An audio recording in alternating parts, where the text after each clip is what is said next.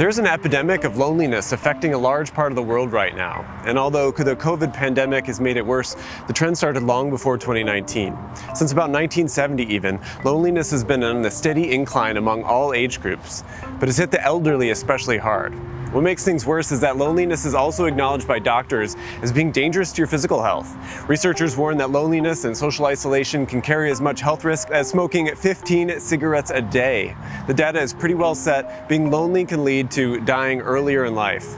So how do architects fit into all this? Or is it even a problem that architecture can help solve?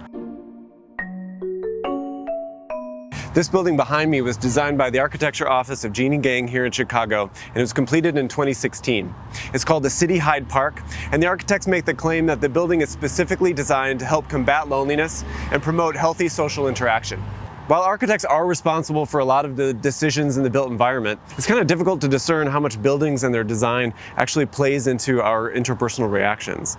Like housing buildings, it's difficult to discern what role they play when it comes to loneliness.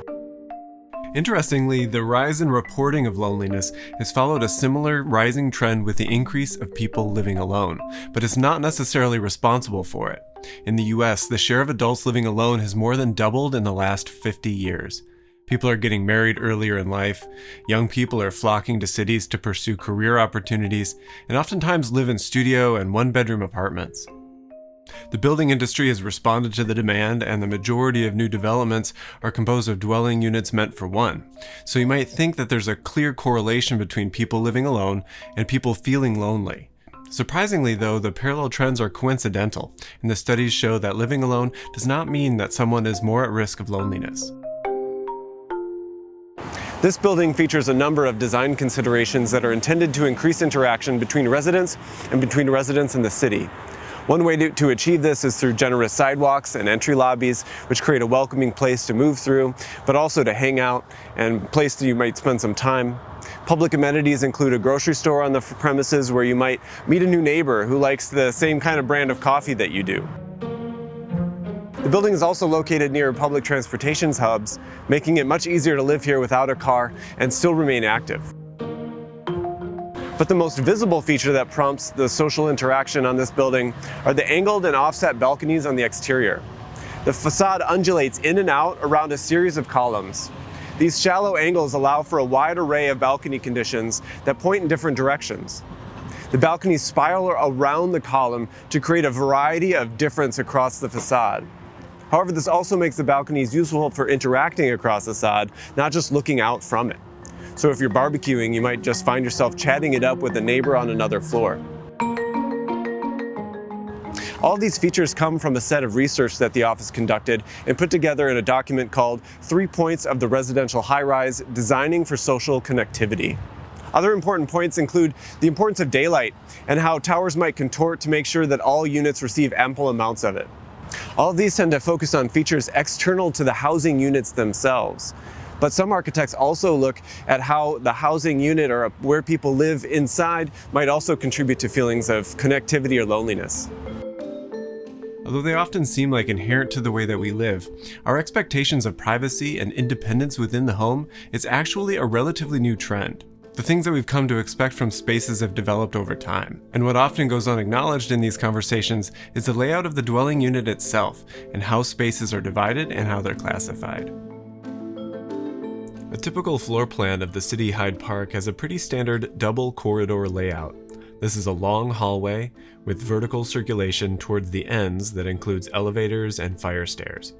The corridor has doors on each side to units that face either south or north. You enter a unit into the kitchen area, which has become a social hub in the home. Then there is the living room and the dining room. A small corridor takes you to a bathroom and 3 individual bedrooms. Today, this is a pretty standard layout, presenting the most public spaces first as you enter, and then using a corridor to take you to individual and private spaces deeper into the home. But this hasn't always been the case. For instance, in the early 1500s, homes in Europe prioritized openness and connectivity throughout the entirety of floors. Rooms were connected to rooms via other rooms. Back then, the more doors, the better. And there's really no such thing as hallways or corridors inside of these houses. If you wanted to get from one place to another, you were forced to travel through a series of spaces of different types of uses.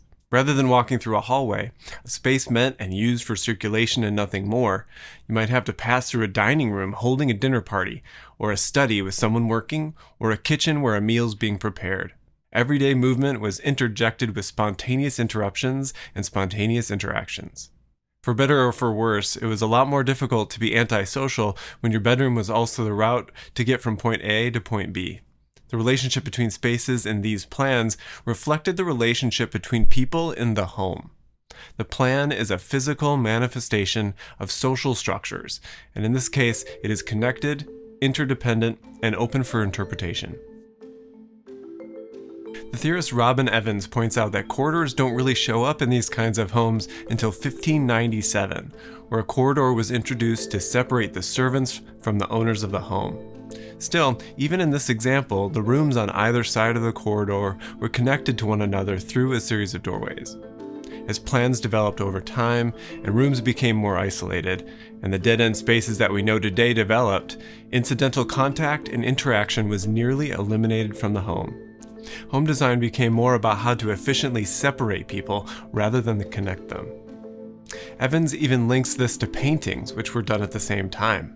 Often trends in art and architecture tend to go hand in hand. Paintings in the early part of the 15th century include figures interacting and in close contact. Then by the end of the century, they're sitting far apart from one another. There's an entire cultural shift that seems to happen around this time in regards to personal space and privacy, and house plans register that development. But today, some of my favorite contemporary projects are actually reviving the spatial sensibilities of that medieval villa that Robin Evans was talking about, with those connected rooms and connected people. The Weekend House by the firm KGDVS, for instance, it consists of 4 equal, perfectly square spaces connected by openings that link each space to the next. The series of rooms without a corridor, it creates a house of spontaneous interaction, and interaction through the space itself rather than any particular program in any one of those squares. The MERI house by Pezo von Ellrichausen, it takes it even a step further by doubling the number of rooms. Each one is still perfectly square and identical in the plan. Rooms connect to rooms, identical in plan, but made unique by adjacencies to other spaces. Each room cannot exist in isolation, and neither can the people that inhabit this building. On the other end of the scale from the interior room layouts, access to public spaces and amenities are also crucial for social interactions. These are not all made equal. Some are only for residents, like the roof decks. These can be a great place for residents to meet one another, but they generate a condition similar to a gated community in the suburbs, blocking out the rest of the world. This is maybe great for security and safety, but it limits the types and amounts of social interaction that's possible. The ground level of this building includes a mix of businesses and retail that are meant to bring people together. Taking a close look at City Hyde Park though, for example, we have something like a Whole Foods, a bank, and an Orange Theory. Now there's nothing wrong with having commercial spaces on the ground floor, and they are valuable things for the neighborhood, but they too limit the publicness of the effect. The Tulu, for example, is a form of communal residence of the Hakka people in South China. While Tulu are almost completely closed off to the exterior for defensive purposes, on the interior they create a bustling and richly decorated and active life. They do this by distributing living and its parts in very unique ways. Hundreds of people might live together in the circular configuration, and families are often connected vertically within the structure. The common areas, bathrooms, washrooms, as well as water wells, and even the farmed land around is common property, not owned by any single individual or family. The courtyard in the center provides space for even more communal activities. These include the market, as well as places for worship and celebration. But even in the United States, we have residential designs that radically rethink the role of public and private spaces at the scale of its urban configuration and amenities. A great example are the Star Apartments, built in Los Angeles in 2015. They were designed by the architect Michael Maltzan, and the 102 units are all devoted to formerly homeless individuals. While they don't look like a Tulu at first glance, they are configured in a donut shape and use it to create public space. The apartment building is organized around 3 principal spatial zones stacked on top of each other. public health zone at the street level, a second level for community and wellness programs, and 4 terraced floors of residences above. The building includes an on-site medical clinic, a health and wellness center, and the new headquarters for the LA County Department of Health Services Housing and Health Division. All of these are public amenities, but also ones that can directly add value to the lives of the residents above.